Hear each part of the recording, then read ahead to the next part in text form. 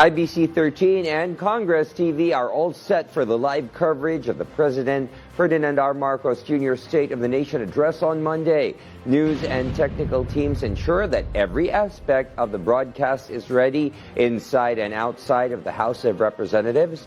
Cameras, audio equipment, lighting, and video systems have already been checked and tested. An outside broadcast bus or OB bus is now stationed at the Batasang Pambansa to support the entire live coverage.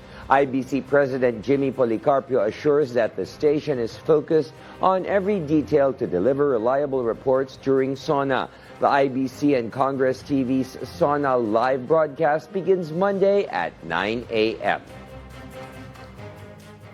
Nakakaasa po kayo na ating pong mga ipalalabas sa ating mga interview ay tunay na makaka-share ng kanilang karunungan, kanilang nakikita na kung ano pa ang dapat talahakin ng ating Pangulo at yung mga ekonomista natin pa i-interview para makita nila kung ano na nagawa ng Pangulo at ano pang pwedeng gawin para sa kaunlad ng ating bansa.